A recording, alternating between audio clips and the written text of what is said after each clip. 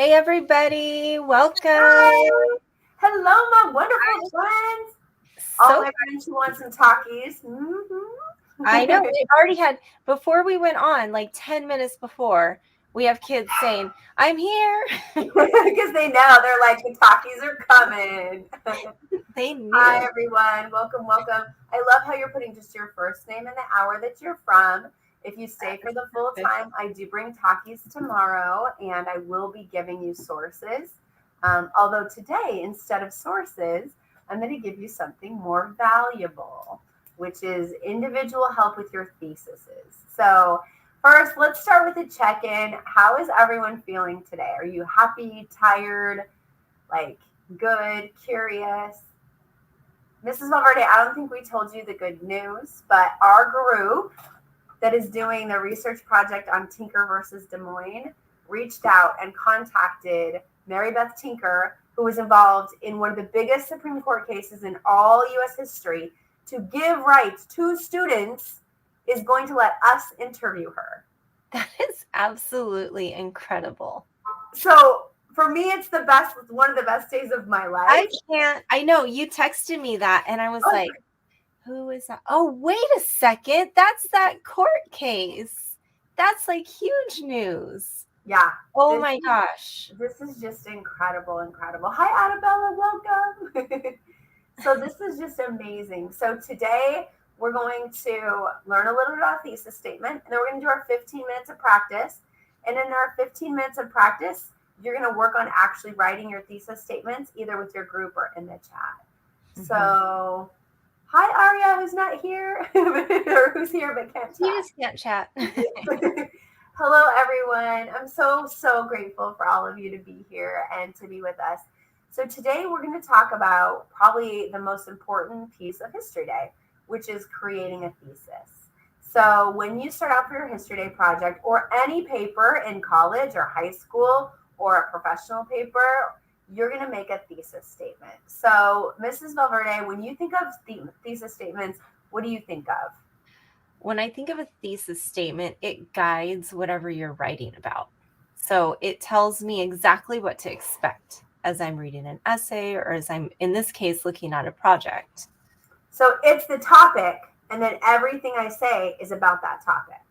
Okay, so in the chat right now, I want you to write your topic. So everybody write my topic is, or you just put the topic, it doesn't have to be a sentence, but what is your topic? It'll remind me and it'll help me write better thesis. We'll write better thesis statements together. So everybody, what is your topic? What is your topic? So in the chat, let's see what we've got. What we have.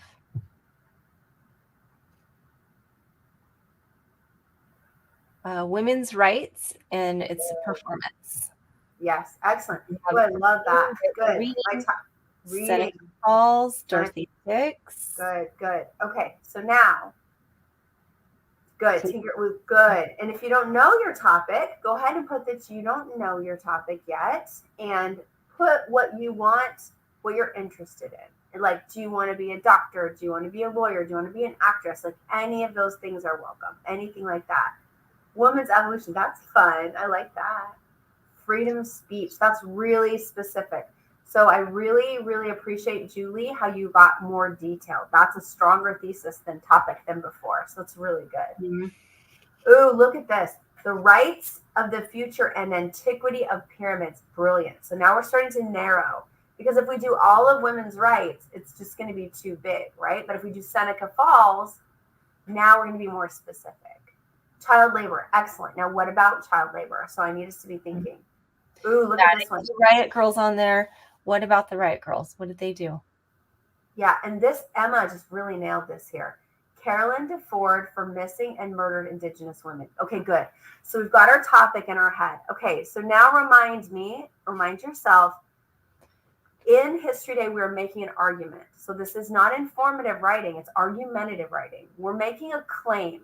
We're saying something we believe. So for example, Emma believes that Native American women should have the same rights and should be cared about just as much as any other person who lived on the planet. She doesn't think it's okay that Native American women are missing and nobody's doing research. Nobody's looking for them. Thousands of women right now in America are missing, but because they're on Indian reservations, they're not being taken care of. And so Emma feels really passionate about that. So her thesis is going to convey her claim that Indigenous women have the right to be cared about through Carolyn's story, and that we have the responsibility as a society to help solve the problem. So in our thesis, we have to have the right and we have to have the responsibility.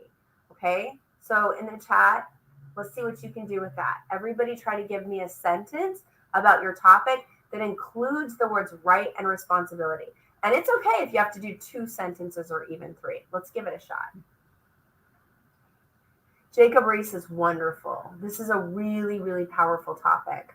So for Jacob Reese, that's one I just saw here. So Jacob Reese, you could say something like, the famous photographer Jacob Reese changed the American landscape by taking pictures of children in working conditions, like horrific working conditions. He felt it was his right to teach the world about injustice that was happening for children and children's labor, and we have a responsibility to stop children's labor in our country and abroad. Or we have a responsibility not to buy products that are made from children's labor. So whatever you want that responsibility piece to be, let's think about that. Yes, I love obligation. This is a beautiful line Emma's got here. The obligation to be heard. This is really, really nice. Ulissa, let's deal with this Dorothea Dix. Let's go a little deeper. All right, to make this a little better, I'm going to give you a little checklist, and then it's going to set us into our 15 minutes. So, Mrs. Valverde, my friend, would you show it? If you are in my History Day Google Classroom already, go ahead and jump over there, and you're going to find a beautiful checklist that I made for you. And we're going to pull this checklist up. And what it's going to do is help us really narrow our topic. So this is your step-by-step checklist for History Day. So first, look at this. Janet, we got to pay attention to Janet because she's doing some great writing here. Dorothea, we should add her last name because this is more formal, found that her responsibility was to help them good. So Dorothea Dix believed that the mentally ill should have the same rights to a comfortable life as anyone else. She believed it was her responsibility and all of our responsibility to work for those rights. And she did that. So this is great. Oh my gosh, they're already getting their thesis in. They are. So do we understand rights and responsibilities? So the first part of our thesis is going to say what you believe the right is. So for Dorothea Dix, it's the right for mentally ill patients to have treatment, have humane treatment, ethical treatment, fair treatment. We're not shocking them. We're not doing unethical things to them. We're trying to make them, they should have a dignified life. So maybe in your thesis, you have things like dignity and, justice maybe, or fair or equitable treatment. Okay, so if you understand the theme rights and responsibilities, then we'll move to the next part. If you don't remember, the rights are established by our friend John Locke, and he writes a great book called Two Treaties of Government, where he argues that it is our collective responsibility and that of the government to protect our right to life, liberty, and the pursuit of property. Of course, Jefferson changes that to happiness. So when you're talking about Dorothea Dix, you know that the society was making mentally ill patients, was killing them, was locking them up, taking away their freedom, and was stealing their property. So she's protecting their basic rights. So that's something that you could put in the thesis that would be really helpful and make that thesis stronger. So then we've researched our topics, and now today we're starting to narrow.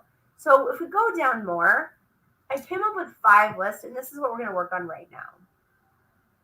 You guys are doing great. Keep. If you're not in my class, we can give you the class code to jump on for a thesis, or work on a thesis that you're doing for another paper, or another class, or another project, or just coach us help coach with us. Okay, so we have 5 guidelines. For writing your thesis sentence. Okay? And the first is your sentence will probably be 2 sentences. It probably will be 2 or 3, not 1. And in this block, this statement, you need to have who was involved, where, what happened, when, and of course, why important. And today in class, we talked a lot about why something is significant. Why do we care? We need to answer the question why we in the future, now living today, care about what happened. Why should I care about your claim that mentally ill patients should have a dignified life and that they have equal access to care? You should convince me that that's important. Don't assume that I just agree with that. Do the work to convince me.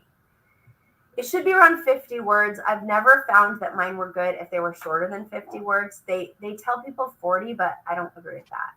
They must include the words rights and responsibilities or you won't win. The judges literally look for that on the rubric and they go check. And this is the check look for the judge rubric. So when you see it, you can get a check. And then your thesis statement will continue to get stronger. It already is in the chat right now. So my goal today is that we are going to write our original thesis statement and then do all of our research. And once our thesis statement is done, we can start writing our performance scripts, building our documentaries and our exhibits, because everything revolves around this holy thesis statement. So your thesis needs to have all of these guidelines. And should we do like a 10-minute writing sprint, Ms. Valverde? Let's do that so we can get kind of all those pieces in. And everyone, at the end of these 10 minutes, you need to have a thesis statement that outlines what are the rights and responsibilities connected to your topic. And it's going to kind of set the stage for your entire project. Do we think we want them in the chat so we can give feedback, or do we think we want them first in the chat and then once we approve them, move it to Google Classroom? Yeah, I think in the chat for sure, because we're going to see that more immediately than in Google Classroom. So let's just analyze Julie's right before we go out on break for our 10 minutes. Here, I'm going to put it up here so everyone can. It's a great start. So Tinker versus Des Moines, it's not a story. It's a famous Supreme Court case. And we should start with the year. So we would say Tinker versus Des Moines and then have the year. I think it's 1970. I can't remember exactly, but it's the 70s.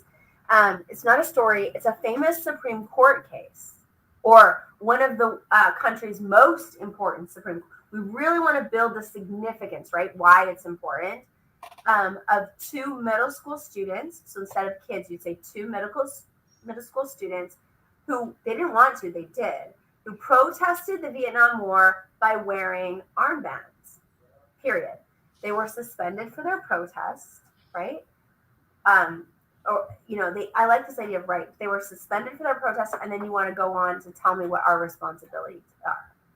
You definitely do not have to have the 5 W's in order. Emma, what a brilliant question. That's a great question, Emma. In fact, a lot of times, mixing that order up and using our prepositional phrases to make it more powerful is really going to add a zing to it. So I think that's good feedback. Julie, I picked on yours because it's so close. It's really good. And I thought the feedback would help you make it even better. And I know how excited we are when you get to actually meet Mary Beth. I hope we can read our thesis to her. That would be really neat. That would be amazing.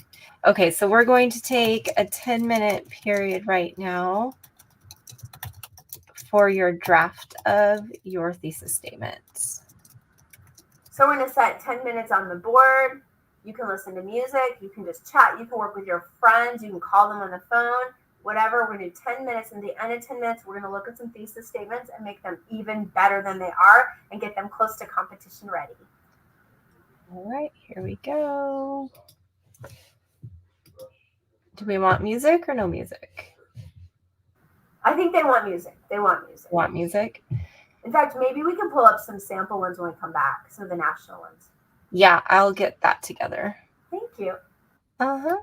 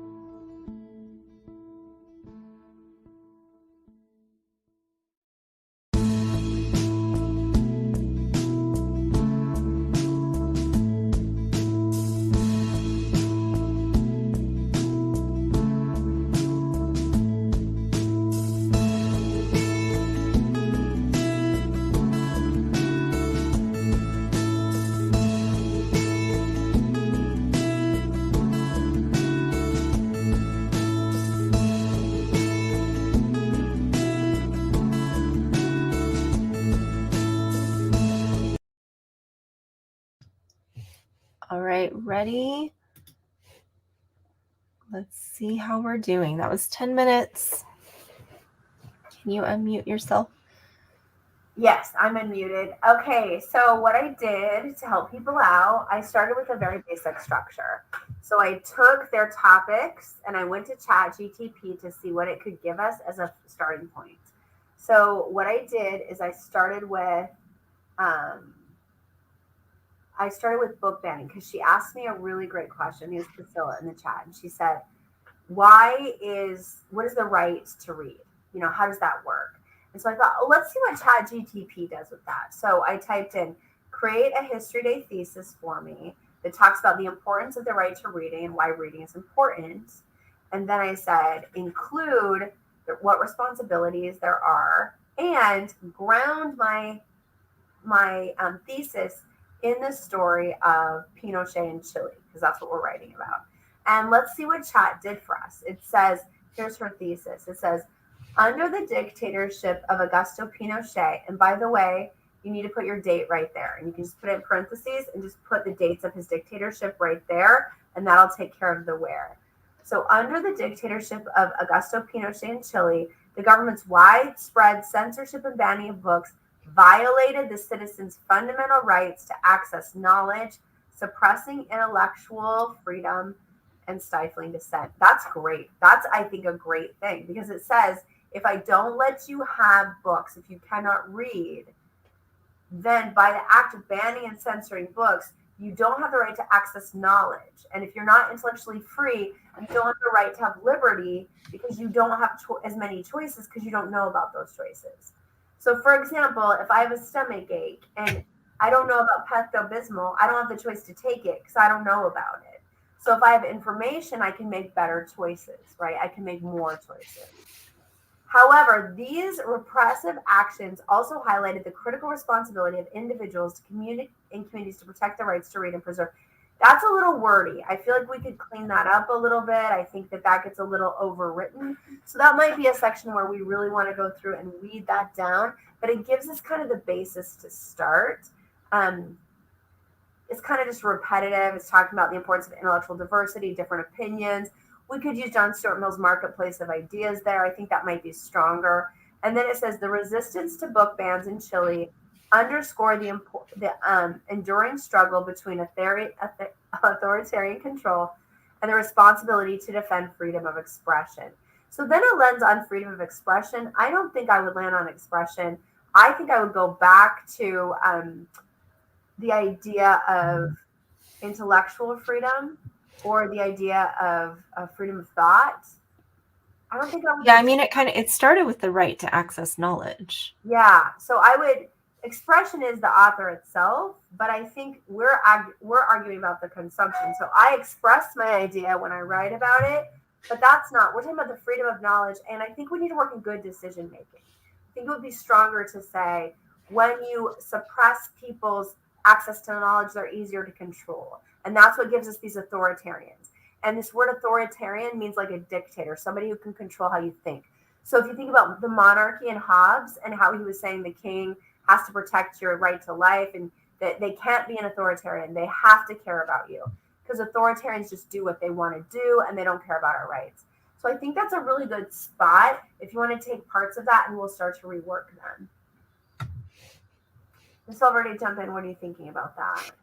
Well, I have a couple examples from some of the national champion projects that are online, but I also have examples from 2 of our exhibit projects last year. Do we want to look at any of those? Yeah, and let's go ahead. She's saying that she's having a hard time getting all the sentences. They're too long for the chat. So let's go ahead and just put them in the History Day assignment where they're at. And like I said, feel free to work with Chat GTP because we can start editing and changing. Chat will give us a basic level. We would never use that, but at least it gives us some words, some academic words that we can deconstruct and maybe find better words and create some consistency. So I love this. We're going to look now at the national champions. So you want to look at the national champion ones? Yeah, I think it's great. We just talked about what Chat could do. Now let's look at how the national champions can do, and let's see if how close AI is to this. Okay, before we do that, this is the assignment that you're going to put your thesis statement into. So it's titled Thesis Statement, and you'll just attach it there. Okay, so I just added it to your document. So notice how kids right away notice how it starts with that preposition with the date, how I always have you do that. Notice the top writers in the country are starting with the date, or both of those start with prepositional phrases. I just want you to see that my rants about prepositional phrases and the importance of not just going subject, verb, direct, object really add flavor, and all the top writers are doing it. Sorry, Mrs. Belvery, I just got so excited. No, that's fine. So I'm like, look, what I tell you is true. What I tell you is true. No, that's right. So, I mean, we could go through these and I don't know what the theme was for these projects. So, because that's not really made clear on the website. Look, they're using a quote. Yeah, but this one used a quote, which was interesting because I haven't seen that before. And double dates. You guys look at the double dates. Tinker versus Des Moines, you could use this. Mm-hmm. The year they protest and then the year of the Supreme Court case. That's a nice idea for Tinker versus Des Moines. Do not do that, Dorothea Dix. This is not a good style for you at all. We'll pick a better style for you. Pinochet, maybe, but let's look at the second one. So the second one is from a paper. Okay. So this was the thesis for the paper. Driven by the war's unique circumstances, people like Jonathan Letterman and William Hammond ushered in an age of improved medical educational systems, innovative ideas in military medical care, reorganization to conquer a significant medical frontier most were afraid to address. I love how it lists the three things that their paper does. So the three things they're going to talk about. I'm very underwhelmed with the fact that they use the generic word war. They should be telling us what war. You should be able to pull earlier, and I should have pulled that, but before it had described the war. I forget which one it was. So it was earlier in the paragraph. So that was in there. And then, despite the importance of concurrent medical discoveries, pivotal policy and organizational reforms were actually the most consequential breakthroughs of that time period, as they revolutionized the practice, standards, and impact of medicine to form the foundations of modern military medical care. Yeah, these are at least 50 words. Okay, so these are very long. And you can see that these are very detailed based on the research, so it's going to change. We're going to get like the basic shell of what we're doing, and then we're going to add more details as we research. Clara, yours is going to be a great example. So right now it's just going to talk about antiquity, but as we get closer, we might be able to put a quote in for yours, more detailed, because we are going to have more to say about the pyramids, right? So that's going to become more detailed. Tinker versus Des Moines, you probably have enough detail to write your thesis now, because you know the case, you know why it's important, and you just have to link it to rights and responsibilities, and you have the dates. So Emma, yours is going to be a little harder. Yeah, I agree that too many dates can leave us in a fog of confusion. I think we can write better theses than this. I do. I actually think some of our so. Better. I think that these aren't as clear as they could be. So this is a good example why overwriting can lose your audience, because they should be able to read your thesis and go, oh, I understand exactly what's happening, and then have details to support it. Mm-hmm. Yeah. Okay. So what do you think is the next best step forward, master teacher? Do we want to, because we know last year's topic, right? Do we want to look at some of ours from our kids last year? Yeah. Okay, so last year's topic was turning points in history. So do we want to look at Monica's or Esteban's? Let's look at women's rights, because we have people in the chat who are doing Seneca Falls. And so they could probably steal a lot of this. Like they can borrow some ideas. They can borrow some of these things. In 1972, so this one again starts with the date. This is our favorite girl, Monica. We loved her so much. She was yes. Good exhibit. Title 9. Almost 200 years after Abigail Adams petitioned the Founding Fathers for equality, women continued to face discrimination in STEM education, athletic access, and funding, career, education, and employment. Sexual harassment, staff discrimination, and unjust policies against pregnant women denied women basic rights. Females across every socioeconomic status and region of the country were affected until Title IX flipped the score, leveling the playing field. Title IX turned the tables for women across the United States, providing equal funding and access to athletics and education, as well as protection against gender discrimination. And you can see we have some major problems here, like leveling the playing field would be a fragmented sentence. Right, yeah, there's Title IX. Okay, this thesis won county with all these mistakes. It did. So I want you to know that we're going to do better than this, but just getting the basic idea out and showing why it's important. What she does really well here is she says to you, this is what happened, guys. They were discriminated against in STEM and science, technology, right? They were discriminated against athletics. They were discriminated against, even pregnant women were discriminated against. And so what did Title IX do? It was, and this should have the words major turning point in history, because that was the title. So it does kind of with turn the tables and flip the score. So it kind of like alludes to it, but you want to make sure that you have those specific words in there, because that's what the judges are looking for.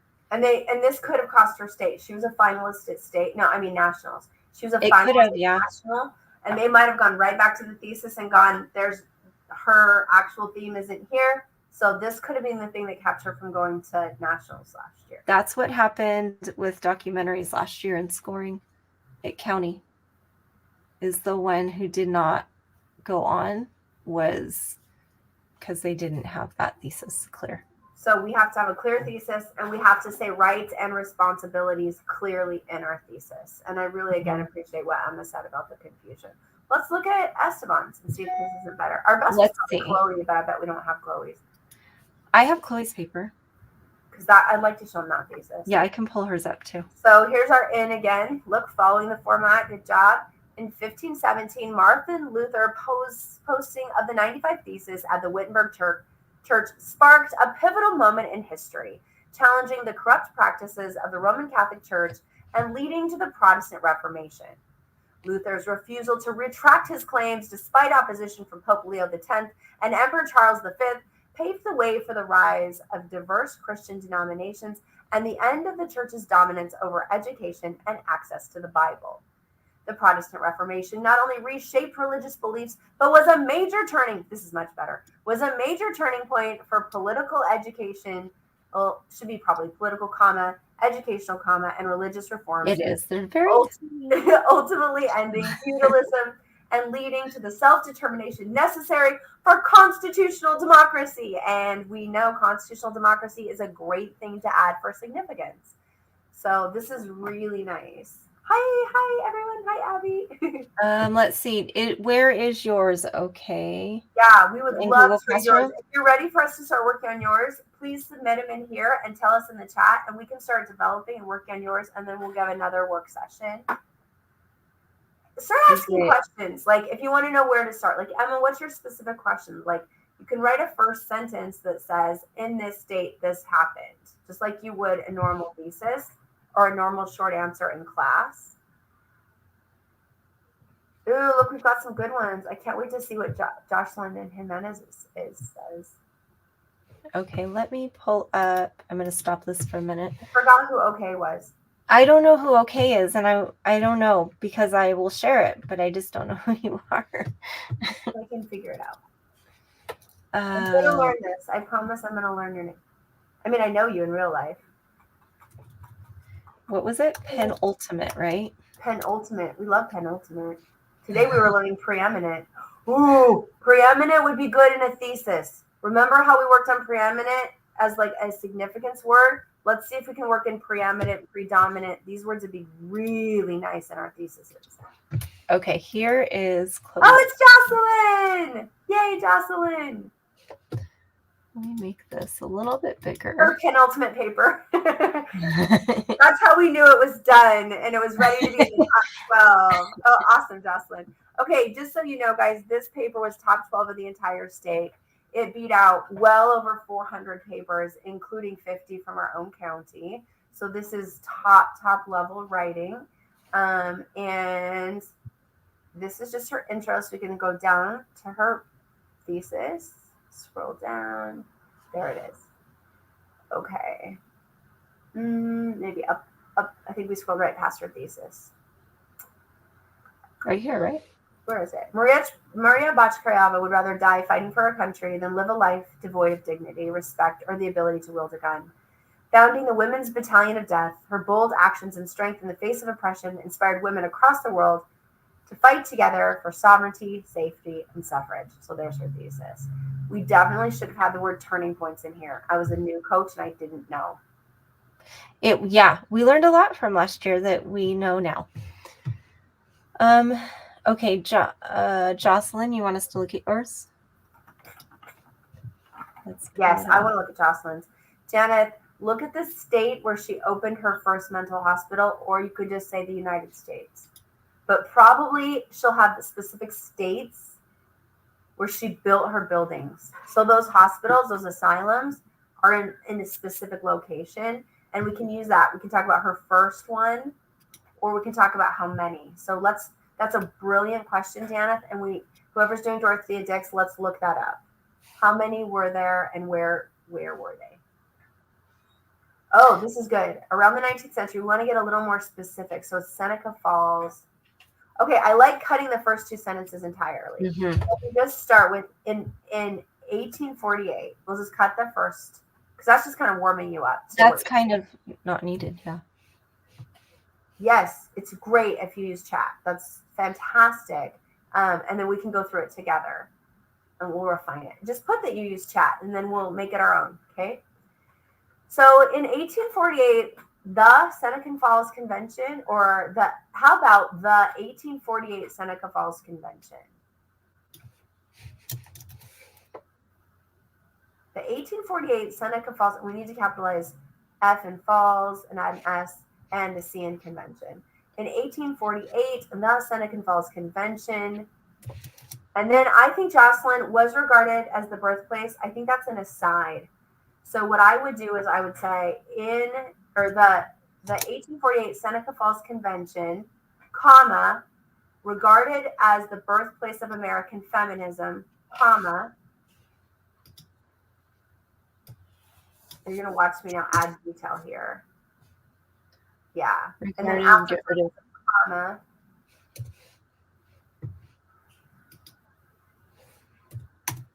Do you want to say was the first official, was the largest? Jocelyn, we need to decide. Why is Seneca Falls? It's arguing for the right to suffrage, which is the women's right to vote. And so do we want to use the word suffrage here or right to vote? I think suffrage, because I think it sounds more intelligent.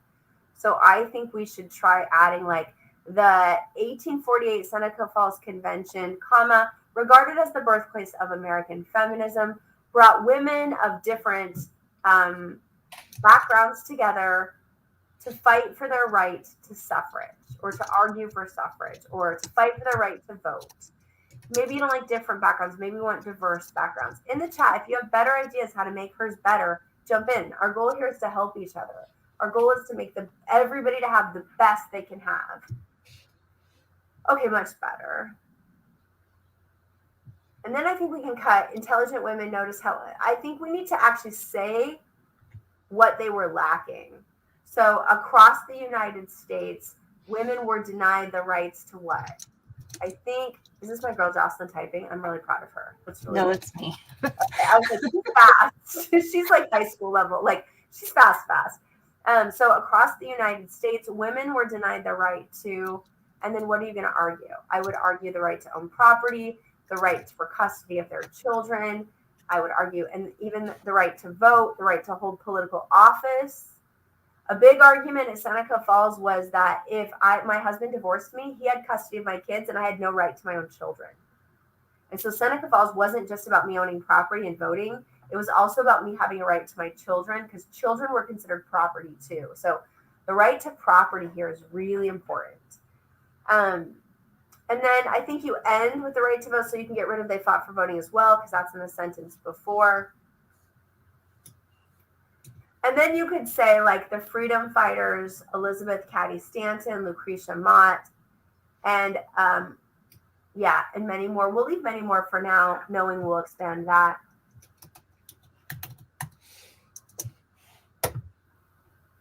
Okay, and then you just say what the convention did. Gave cutting edge speeches, advocated, demanded. What did that speech do? and then why it's important. So it says they fought for our privileges, but how did the Seneca Falls Convention lead to me actually being able to vote today? So today I can teach a high school classroom where before I would not have been allowed to because I was a woman. Today I can vote. Today I could run for office. Today Vice President Kamala Harris is running for President of the United States because what these women did at Seneca Falls. So let's work on this why important piece. Jocelyn, that is a great start.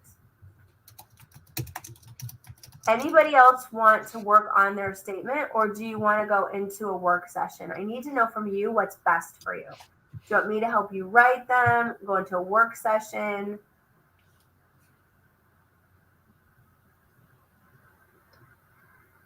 What do you need from us? I'm excited for her to get in that good position. Who didn't convent? There's a problem in this one. It says who did not attend the convention, because we can't have them in a performance if they're not there. So that all the people, because this is a performance, so all the people in these thesis need to be the people we're doing in our script. So if we are doing Frederick Douglass in our script, which I think we are, he's got to be in this thesis. And by the way, this also argued for the right to end slavery and to give African American men and women equal rights. So we want to argue for equal rights here. Yeah, my pleasure, Jocelyn. I love it. Help us write them. Okay, who wants to go next? Like, that's a good start. And if we just keep working on everybody's, we'll get it done. So, Jocelyn, I think that puts your group in a good place to keep developing. Look at the work we did in class today on significance. We'll keep working on that. Who is our next? We can take me. We'll do Clara. Okay. Clara's is actually exceptionally hard, so let's open it up. Clara, did you copy and paste the one that I got from chat so we can write that together? Yeah, Janice, I'm happy to help. Yours is a little tricky too, so we'll get them all. Don't worry. That's why you come here. That too tiny? Not just for the talkies; it's also for the for the one-on-one. So we'll do Clara's and Janet's before we leave here. Okay, I love the MLA style. My name's spelled wrong, but you get the idea. Go ahead and add History Day up to the MLA at the top. Okay, the pyramids.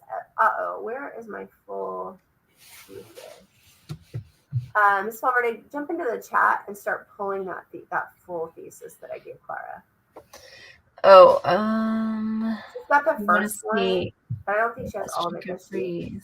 Oh, I see it. Okay. You want me to just type it up here? Yeah, so we can go through it. Okay. Okay, I'm going to read it, and then we're going to start nitpicking it. And I want you in the chat to start seeing what you think is wrong, okay? Yes, Yasmin, I'd love to help you. That's exactly why we're here. So I'm going to do 3 today. I'm going to help all 3 of you, and then we'll be done. Okay, good. The pyramids of Giza as monumental achievements of ancient Egypt. I don't like that at all. Let's say the monumental, like the pyramid of Giza, let's see, how can we say that? Represents the right of human culture or something. I think we're in a tangle right here. Let me give you just a minute to catch up. Hi, Malia. Hi, Malia. Malia, go ahead and put your thesis that you're working on in the chat so we can kind of see what you have.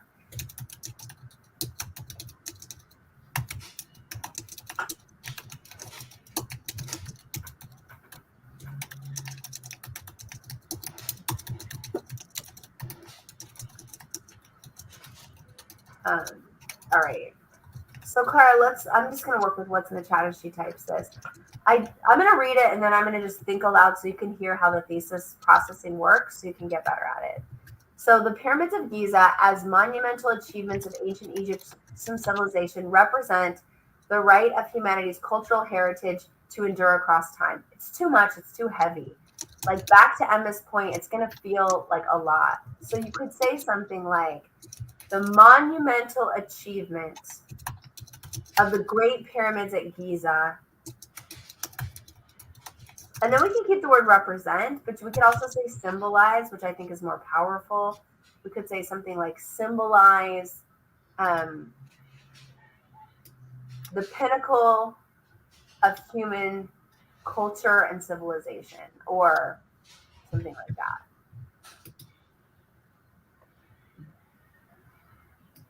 We'll go back up here and start again. My thinking's taking longer today.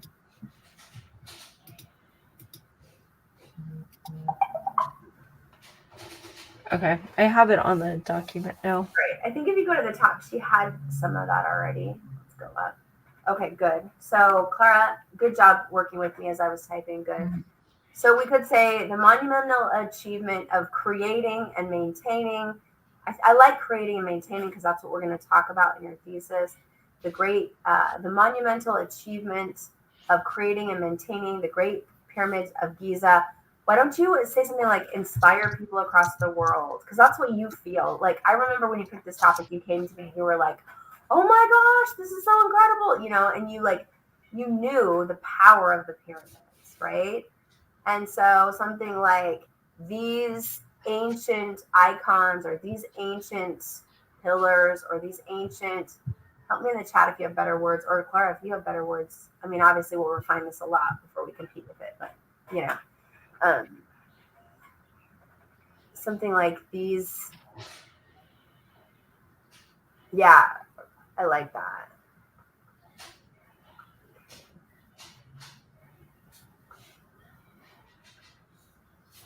Thanks, Emma. Appreciate that update. So monumental achievements of creating and maintaining the monumental achievements of creating and maintaining the Great Pyramids of Giza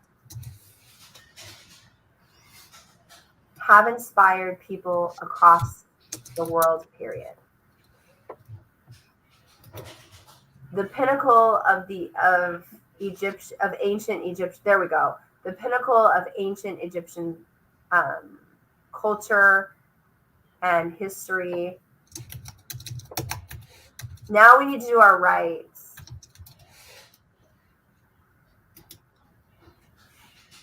I like this. They represent the right. So what's our right? They represent like, did they have a right to exist? I think we should argue that they do themselves, right? Or that the pinnacle of ancient Egyptian culture and history. How do we want to say this? It says, right of humanity's cultural heart to endure across time. I love this. It is our right and responsibility to preserve the pyramid and its antiquity for the future. Let's just cut to that. Yeah. Let's just cut to that. That's great. The monumental achievements of creating and maintaining the Great Pyramids of Giza have inspired people across the world. It is our right and responsibility. You might even say it is our right, responsibility, and like honor or something, like privilege. Ooh, privilege. I think we want to say privilege. You could say it is not only our right and responsibility, but our privilege to preserve the pyramids. You wouldn't say and its antiquity because the pyramids are antiquity. That's a time frame. So that's a when. Antiquity is a when. Clara, you can just accept the comments and it'll go in there. Emma, yes, that it's great to have two people in your topic, especially since you're doing a performance. There's no problem with that at all. But I think mostly we're going to talk about the mom or the daughter, maybe, in your thesis. That's a good question. Okay, the monumental achievements of creating and maintaining the Great Pyramids of Giza have inspired people across the world. It's our right and responsibility. It's not only our right and responsibility to preserve the pyramids for the future, but our privilege. I would say something like that. Okay.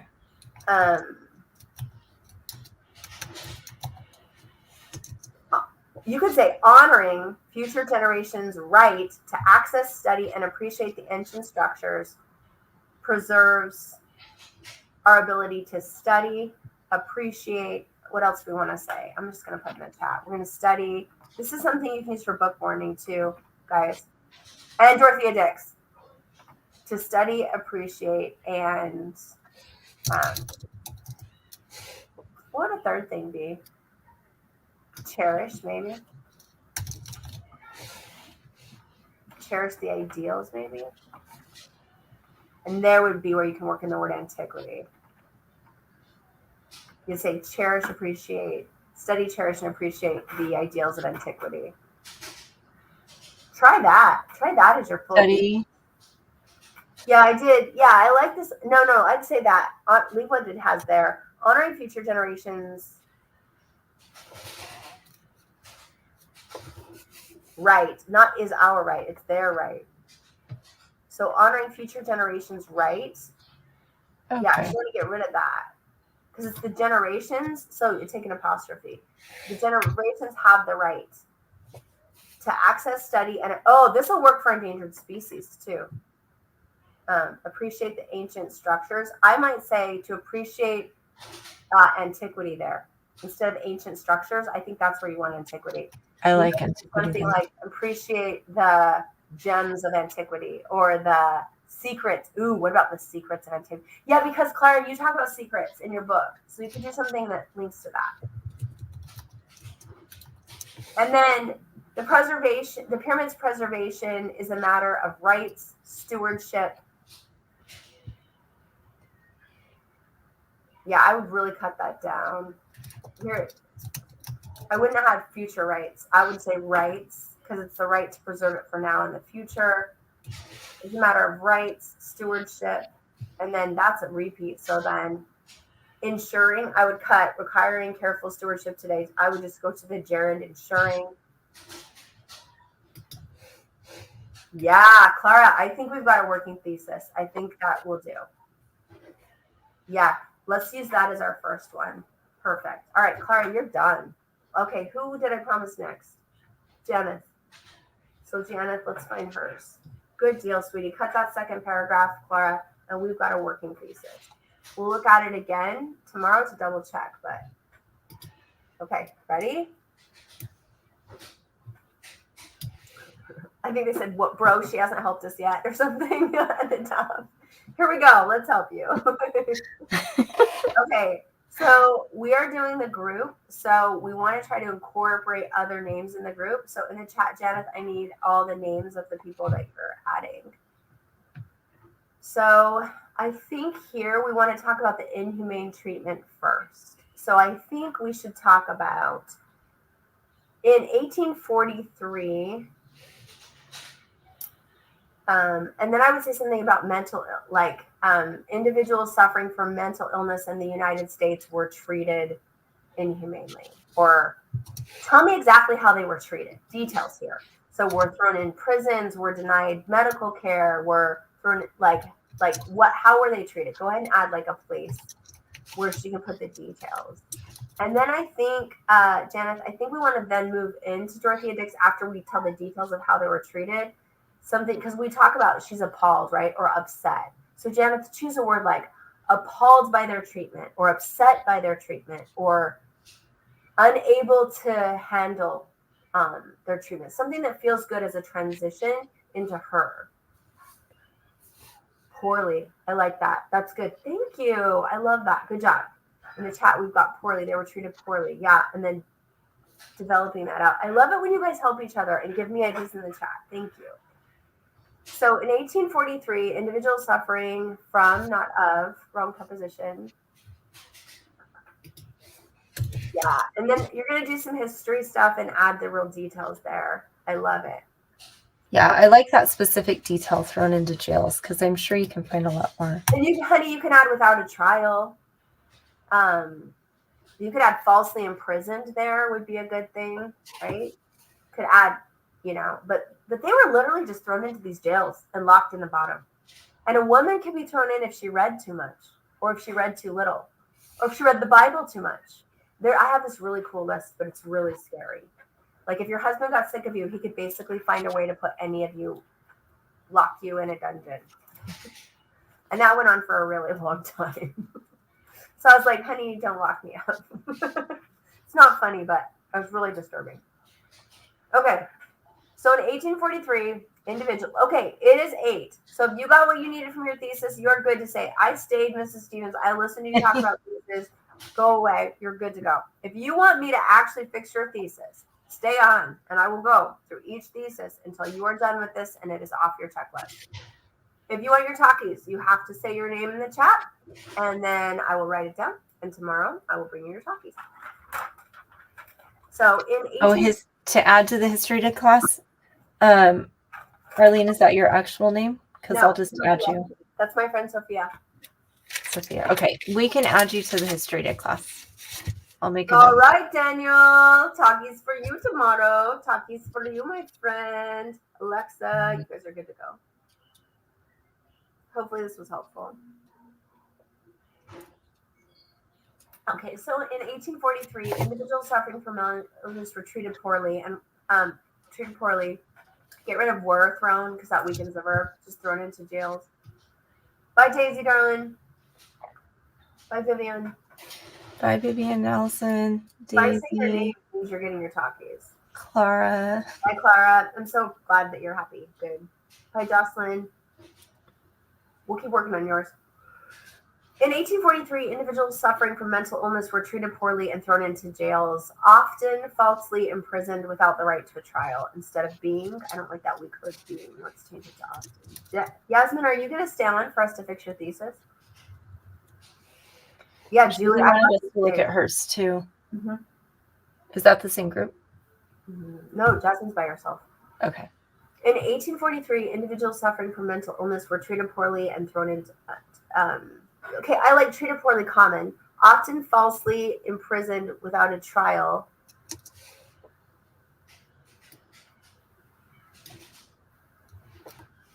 I don't know if falsely works there. I think we should cut the ly, the adverb. And then I think a short and punchy sentence. They were thrown into prison. And then we don't know who she is. We can't just start she before we enter. Well, they had Dorothea Dix, but we pulled it out. I think we need to add the appalled idea. Is she on helping you? If Janeth isn't on helping you, I don't feel right. They were. I don't know. I see that Janeth is here. Hey, Janeth, jump up after here. There you are. I need you to make that choice. Like, do you want the word appalled by the situation, upset, disgusted? I need some word choice there. Hour and period are the same thing, silly goose. Good job. Look at them. They are. Yeah. All right. Okay. Bye, you guys.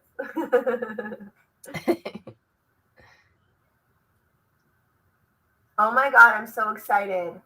Abby texted a band, one of our bands. They're reaching out to these people. Ooh, great job. I'm so excited. Oh my gosh, you texted Kathleen. That's amazing. Appalled. Janeth wants appalled, so let's go with that. Appalled at the inhumane treatment. Somebody's got to type that. I don't have access to this document. It's okay. Hour and period are the same. Good. Appalled at this treatment, comma, nice little dependent clause. Appalled at this inhumane treatment, comma, a human rights advocate, or I think I like human rights advocate. Do you? Or can you think of something better than that right now? Human rights advocate Dorothea Dix vowed or set her sights or became determined to help the mentally ill. Something like that. Appalled at this inhumane treatment, Dorothea Dix, committed to fighting for their rights? Maybe that's what we want. Or dedicated the rest of her life to fighting for their rights, or fighting for their freedom. Yeah. Everybody who's on, I'll keep I'm making a list. I'm here. I have Julie and Evangelina next. I like hour better because we say that in Idaho, so that's why they're saying hour. I know. It's a California thing to say period. So I'm always like, oh, what does it mean? I think it's a period at the end of a sentence. Why are you flipping out? Tell me why you're flipping out. They're stressed about the hour versus period. It's very stressful. Synonyms are hard, babe. Synonyms are hard. It's the same thing. I love them. They're so cool. All right. In 1843, individuals suffering from mental illness were treated poorly, often imprisoned without the right to a trial, comma, or there's no period there. This isn't. That's redundant. Well, no, because we don't have anything about prison. It's not redundant. Well, it says imprisoned. and then thrown into. Oh yeah, you're right. But we needed they were because there's no subject in the first sentence. Mm-hmm. Oh no, that's fine. You're Well, right. no, individuals You're right. suffering from You're right. mental illness. Second sentence. I'm getting tired. I'm flipping flapjack. Yeah, Julian, but we gotta help this one first. Yeah, Julie, you're next. No, I think whoever Who's Restead is next. I promise. Who's But we gotta next? make these changes fast. In 1843, individuals suffering from mental illness were treated poorly, often in prison without a trial. So cut that second sentence. Cut that they were put into. Cut. They were thrown into prison. I just need that sentence cut. Just take it out. Yes, please. Appalled at this inhumane treatment, Dorothea Dix dedicated the rest of her life to helping the less fortunate. Okay, not the less fortunate. I mean, you can, but you could say dedicating those suffering from mental illness or those who were losing their rights or something like that.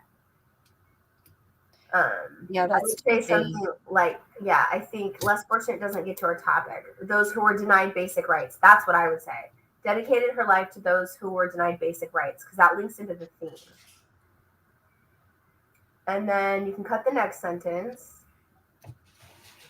And then don't tell me she was a crucial part of history. Tell me how. So I think you can cut the next sentence as well. Yeah.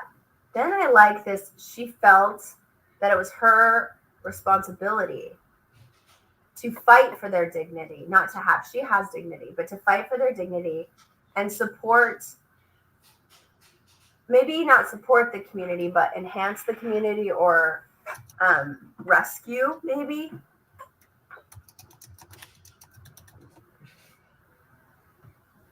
I love this. The society was killing and neglecting, taking property. That needs to go second sentence.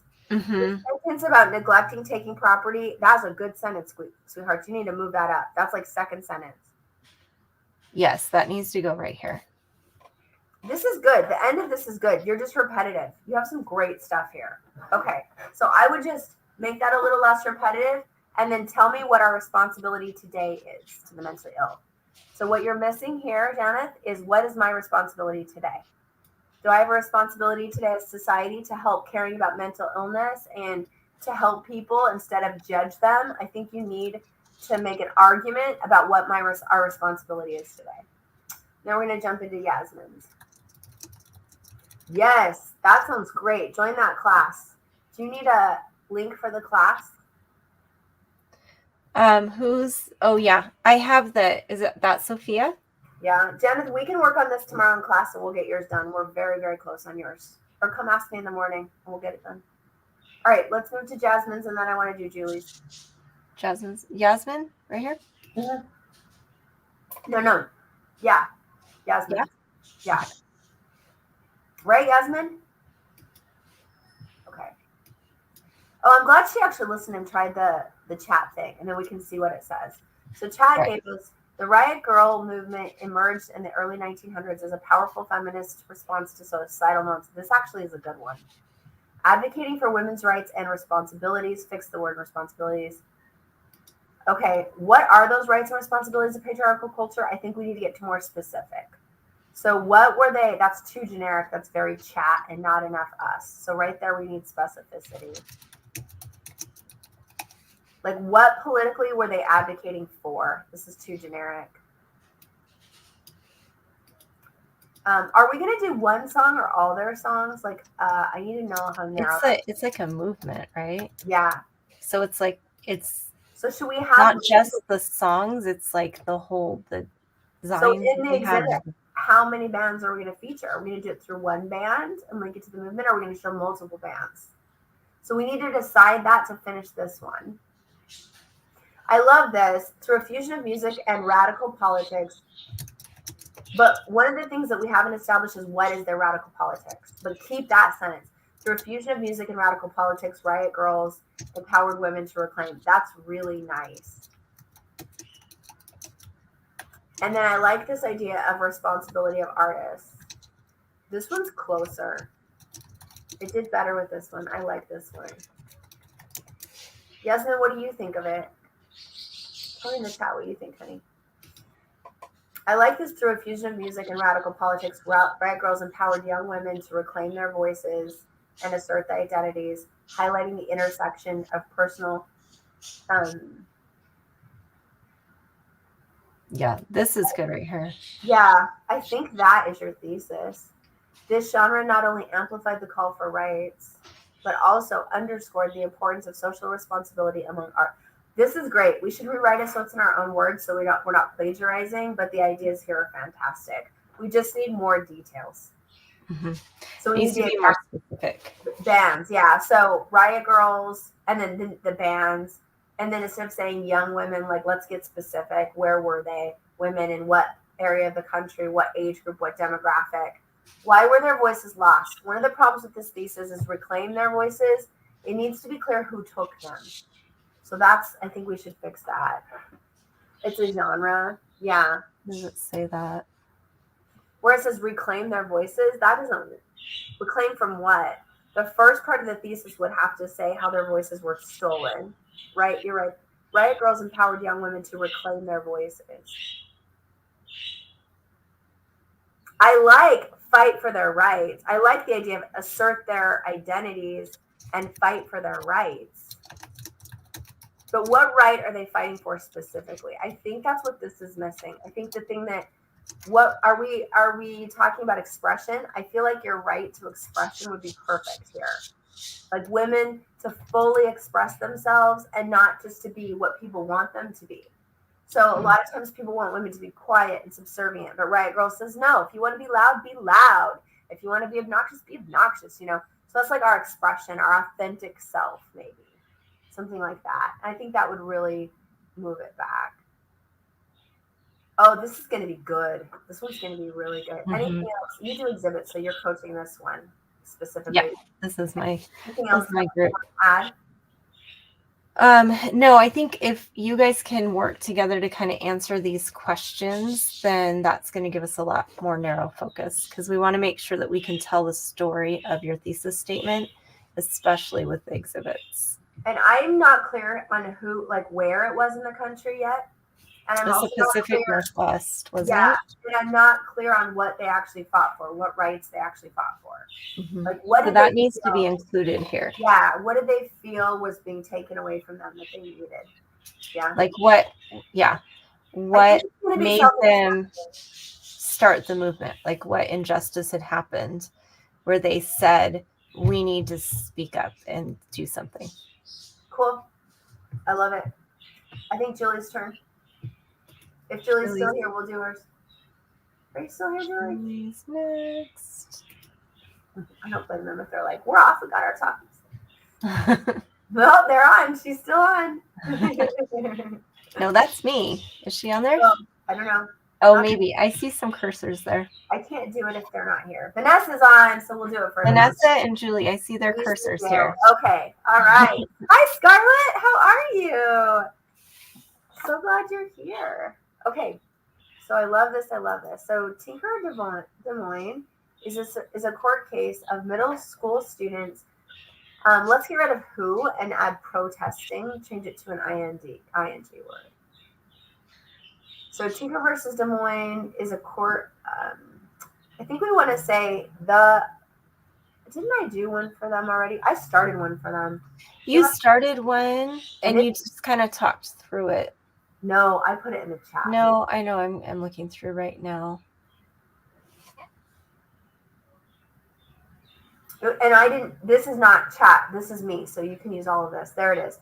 On February 24th, 1969, the United States Supreme Court defended students' right to freedom of speech in the famous Tinker versus Des Moines case.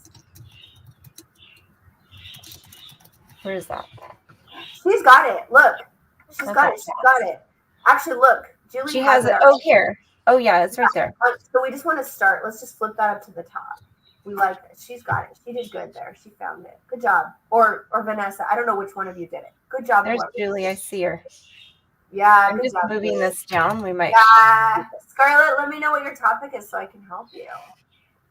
On February 24th, 1969, the United States Supreme Court defended students' First Amendment right to freedom of speech I think it needs to say political speech because the court case is very specific about that. So add the word political in front of the word speech.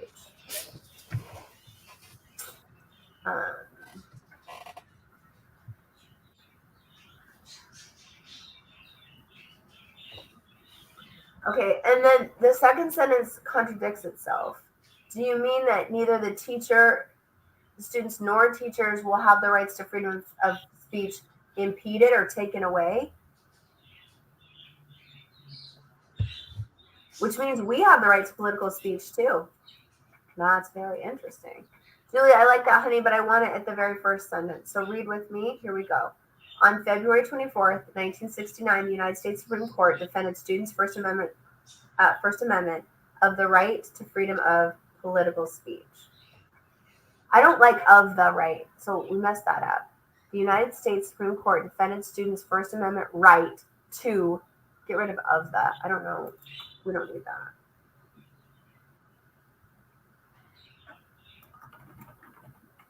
Okay, I'm adding Sophia.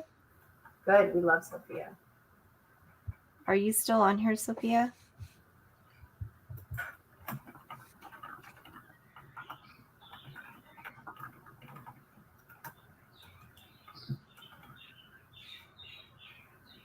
Yay, Sophia!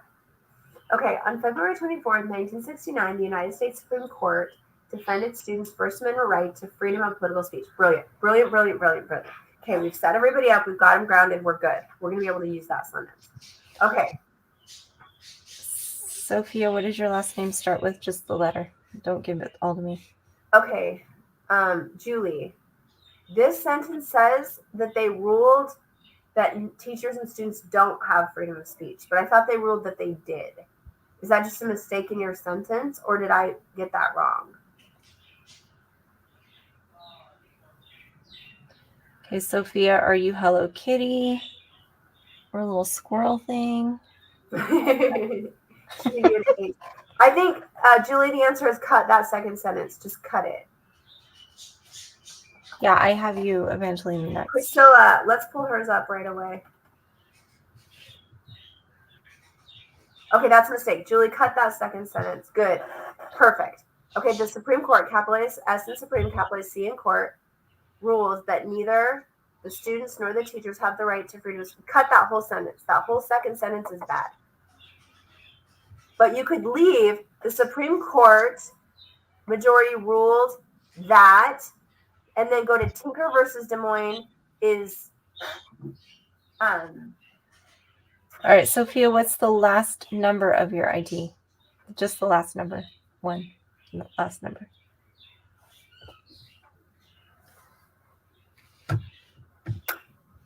All right, I'm going to put, okay. Wish I had access to your document. Okay, I'm going to type it Julie, for you so you can see how it should look, okay? Oh yeah, you will have the rights to freedom of speech. That's great. So then school officials cut the responsibility that Tinker versus Des Moines is that just cut that and start with school officials cannot stop student speech unless it materially disrupts the education process. That's brilliant. Just cut the words, the responsibility that Tinker versus Des Moines is that the school. Just cut that and do officials cannot stop.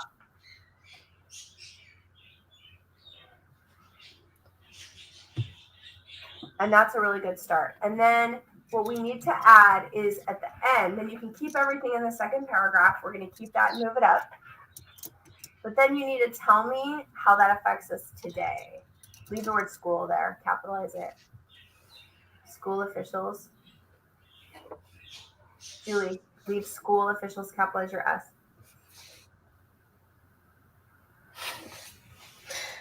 No, you can't find it. Can't find it. Okay, I'm trying really hard. Julie, I like this description.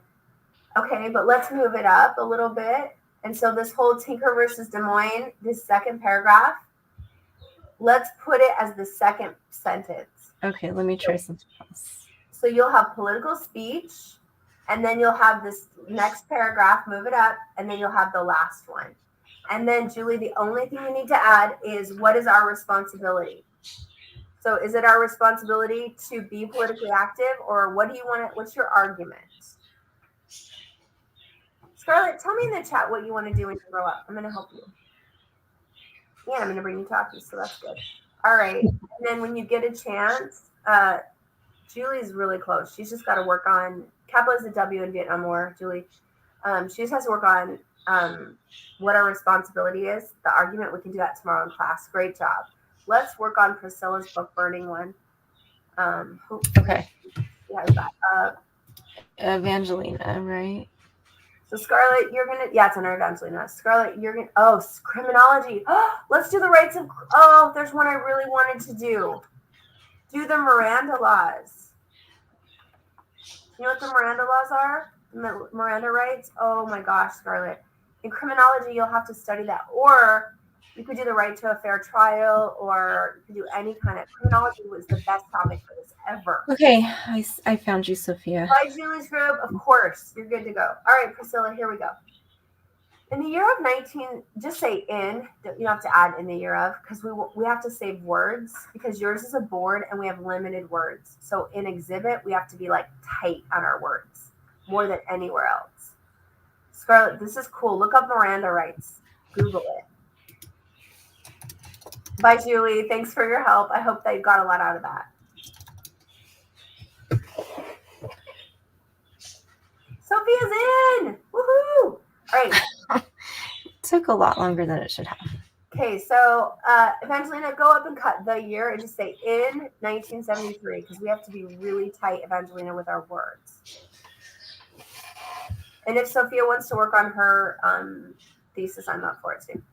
So in, good job, Evangelina. In 1973, get rid of the word a in Chilean dictator. Just say, get rid of just the article. It's the little word a. So it should read, in 1973, Chilean dictator, Augusto Pinochet, not would, burned, past tense.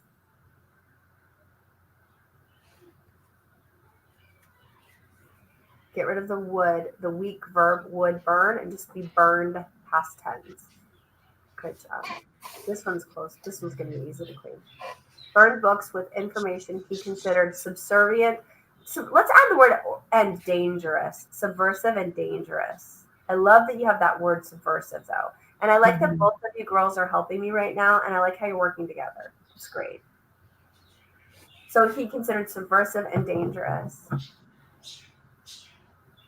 I don't know what that he would conduct them through. So I think you should say often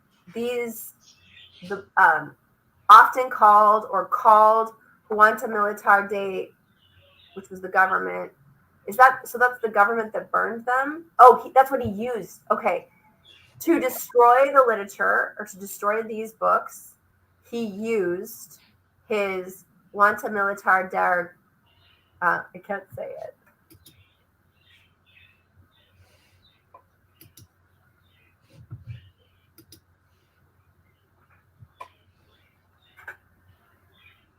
Yeah, comma after books, and then small a. Yeah. Good. I would like that too, Sophia. Bye, Vanessa. You're so good. I think it would be really powerful to have that. Yeah, to destroy these books, he used, you could say his cruel or something kind of, because they're nasty, right? His oppressive. Ooh, oppressive might be good, because they're like a mean military group that like kills people and tortures them. So like his oppressive or authoritarian would be good. Scarlett's asking if it's the founding fathers and mothers research first. No, you would have to go to actual Google and look up what Miranda rights are. Let me see if I can find you a little thing for you to look at on YouTube, okay? Okay, thank you, Judith. You did great work tonight. These guys are amazing. They are incredible. They're so far ahead. I'm just going to catch her. Can you help her with the thesis for a minute while I find a little thing on Miranda? Yeah, okay, where are we? Destroy these books he uses oppressive to the government. Do we need to have which was the government? No. Okay, Scarlett, this is for you. You're free to go. I just want you to watch this video. Why did they destroy? Okay, because they were subversive and dangerous. You guys are so great. Good job, Janet's whole group. All of you guys. So great. So great.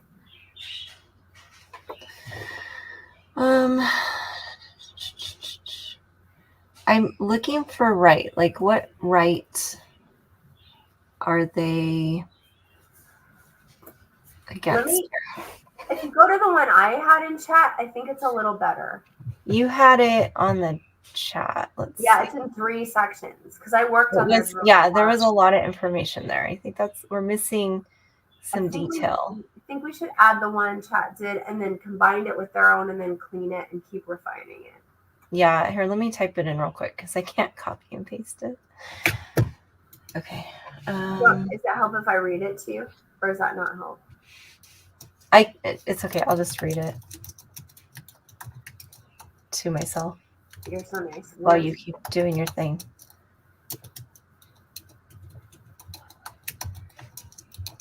Priscilla, you're good. Just give her a minute to type it in and just keep reading and thinking.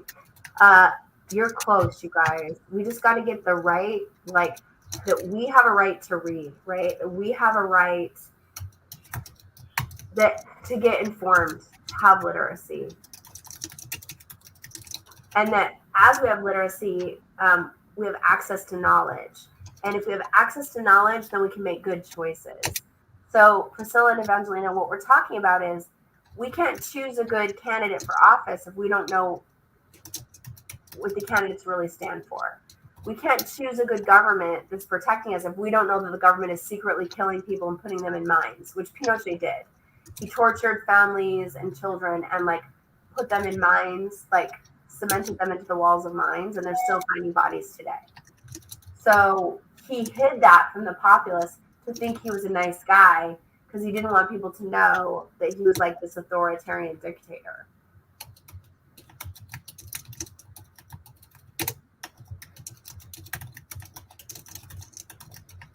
They're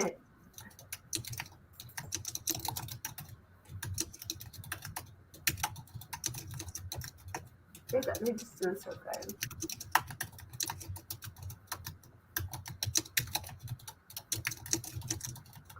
Are you cleaning it? It looks good. No, I'm just typing it exactly from where it is. It's got a bunch of typos in it. They're just happy they don't have to type it right now. They're like, thank you, Miss Valverde. We didn't want to have to type that. Thanks for doing that. Okay, so let's take their in 1973, comma, under the dictatorship of. So before under the dictatorship down here, let's take their in 1793. 1973? Yeah, I'm probably twisting my words. Sorry, guys. Under the dictatorship of let's say under the dictatorship of Chilean, is he a president? What is he? What is his title? Just put title. They have to find that out in their research. So we got to make sure we're not copying anything. Yeah. So under the dictatorship of Chilean President Augusto Pinochet,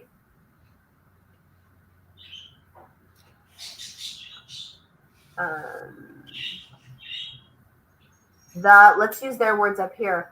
The Junta Militar de Gobernar. Instead of the government's right there. Yeah, let's use that detail. That'll make that look really good, and that's their own work. Bye, Scarlett. You're the best. Yeah, I like that so much. You could say, and then you could put in parentheses, we could put like his death squad would be good because that'll like jump out, or I think death squad because that's what they were. Mm-hmm. Double check that he wasn't like a president. He was in control, so he started out as a military officer. It says he was a Chilean army officer. One of them is, I think Priscilla's saying that right now. Yeah, but he went higher than that. So find me. Okay. That's an early on. She just needs to do a little more research there. But good job. That's what I need for you to do. I need you to do exactly what you're doing. Yeah. So under the Juanita military to Google his death squad, hundreds of thousands of books. So I need a number about how many books were banned and also how many authors were killed. So this will be a really good thesis. If we can give me a number of how many books were banned and how many people were killed, authors, librarians, that kind of stuff. Military dictator, yes, that's what we want. Mm-hmm. So we can change this to in 1973 under the military dictatorship. That'll make that so much stronger. Good job. Good research. Of Chilean leader. So where it says title, we'll just put leader. Miss Valverde, do you think it should be his death squad, and then the title? Yeah, I think that makes more sense. I think like death squad. Girls, I think that'll make it more shocking. But disagree. Tell me what you think in the chat, you guys. Mm-hmm. You done back here? Almost. His death squads. It should be burned, not banned. I said it wrong. Oh, oops. And then how many? We need details there. So how you many need numbers. How many people were killed? And then this good. Then we'll say this widespread ship spent this widespread ship spent. Goodbye. I'll help you more tomorrow. And then I think we should this widespread censorship and book banning, so it's balanced. And then we can just say violated citizens' fundamental rights to access knowledge. Yes. Suppressing intellectual and stifling. Okay, kind of. To access knowledge. You don't have a right to suppress intellectual freedom. That doesn't make sense. So get rid of yeah, that's kind of written weird. Yeah, it's wrong. So what can you do? One, you access knowledge. That's good. Two, intellectual freedom. So cut the word suppressing. Well, I think it was saying this violation suppressed intellectual freedom and stifled dissent. Now we're changing the sentence to say it violates. Oh, I see what you're saying. It violates is the verb. Violates access to knowledge. But then you still would say violates intellectual freedom. So suppressing still has to go away because it's a double negative. Yeah. It violates access to knowledge, violates intellectual freedom, and stifles dissent and oppresses basic freedoms or restricts freedom of speech and expression. And violates freedom of expression. I feel like restricts is too not mean it, not true. Well, it was the reason they burned the books was what? To control the people. How? Like by not allowing them knowledge? Ending their freedom of expression. Just because they didn't want them to tell stories? Or because they wanted to hide like history? Well, they want you not to think critically. Because they want you just to do what you're told. So any book that gets you thinking critically. So would it be freedom of thought? But then they don't care if you think it. They only care if you express the thoughts you have. So you could have access knowledge. Intellectual freedom is freedom of thought. And then the last one would be freedom of expression. Okay. But we already have violates, so you can kick out the word restricts again because it's a double negative again. He didn't want them to know about the information he didn't like. Good. Good. Yes.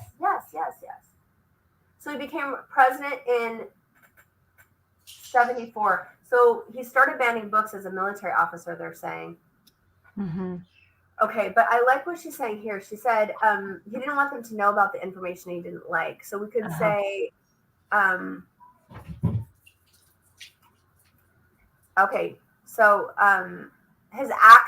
this action allowed him to restrict the information and control the populace. I think that's what they're saying. And we worked on the word populace, so they should know it.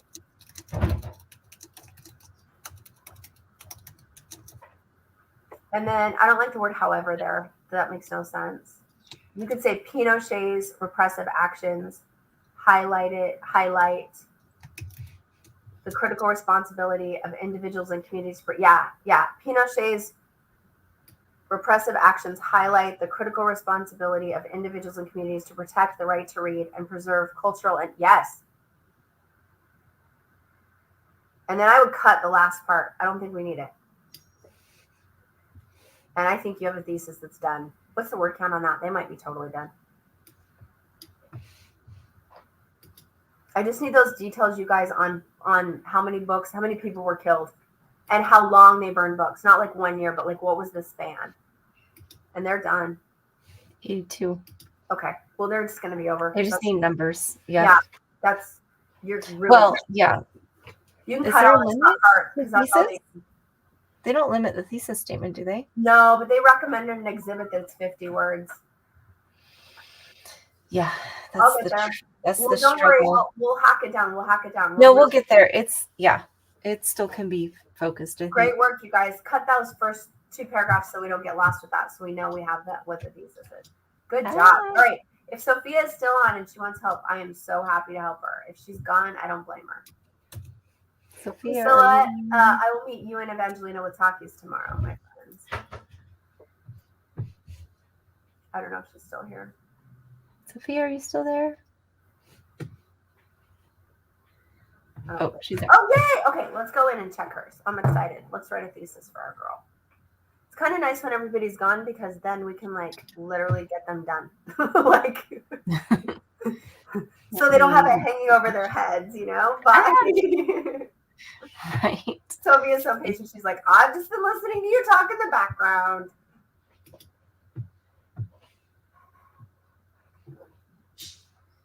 If you can make it big for me, that'd be great. Well, I love it when you try to write. You're a brilliant writer. Get rid of during, and we're going to put actual dates in there. Look at how good of a writer she is. This is just absolutely brilliant. The revolutionary work of, get rid of being a journalist, just say the revolutionary work of journalist and photographer, lead journalist, and photographer Jacob Riis disclosed the harsh realities of child labor, and then period. Oh, no. Comma, including, and then cut of those children working in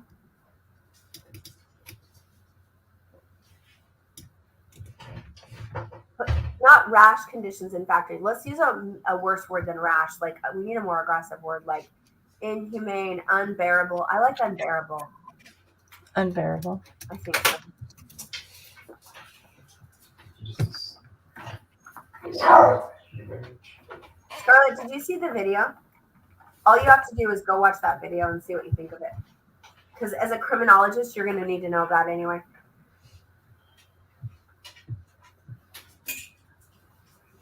Okay, let's do a list there of 3 things that it disclosed. So the unbearable condition in factories, the use of small children, I would put that next. The use of small children, and one other thing that his work did. Oh, and the poverty, and the crippling poverty of America's working class. Ooh, I'm in the mood to write theses now. Yeah, Scarlett, you're good to go, sweetheart. Just watch that video and I'll give you talkies tomorrow. Come and talk to me about it. See if you like it. Period after that. No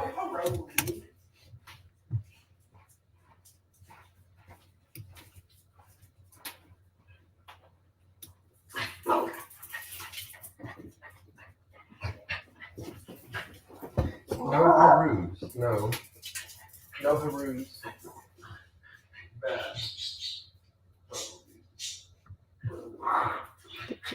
Are you there? I think Miss Stevens froze. She disappeared. Okay, so let's see. Thank you for that comment. All right, it looks like we lost Mrs. Stevens. Let's give her a second. She might come back. Let's see. The revolutionary work.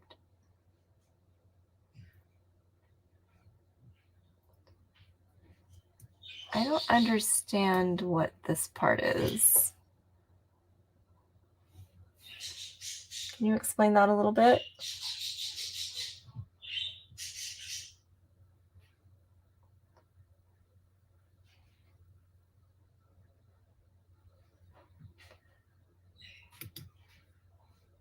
Reese's efforts. Did his efforts demonstrate the responsibility of individuals to confront justice and push reform? I'm going to move this because I don't know exactly what that is.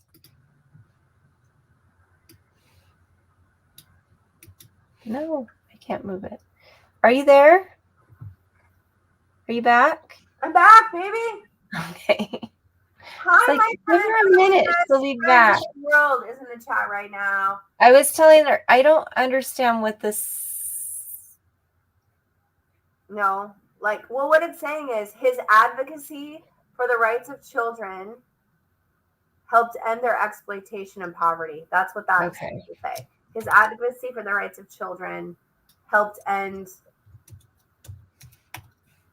their exploitation and poverty, I think. Oh my gosh, Oddly Same, I miss you so much. You are my Swedish fish. I taught Oddly Same. I wonder how many years ago. How many years ago did I teach you now? One of the best. This is a national champion poet right here. I mean, we were talking about the best of the best.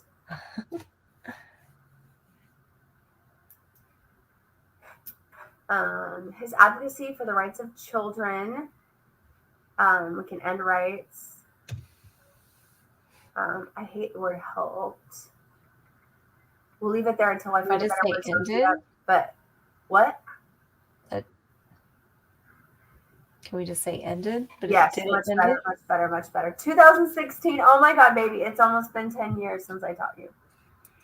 Oh, I miss you every day.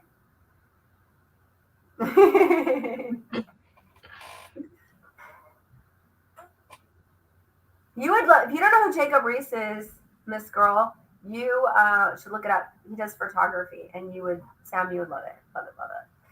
His advocacy for the rights of children ended their exploitation and poverty. Reese undertake to give rights. Nope, just cut that whole next sentence. Just cut that. Reese's efforts demonstrated the responsibility of individuals inside society, brilliant, to confront injustice and push for reform. Brilliant, brilliant, brilliant. Committed to improving impoverished areas. Reese joined together with friends from New York. Yes. Mm-hmm. Yes. His enduring influence reminds us that we must act if we want. Yes. Oh, see, that's good. Brilliant, brilliant, brilliant. It's done, honey. It's done. Mm-hmm.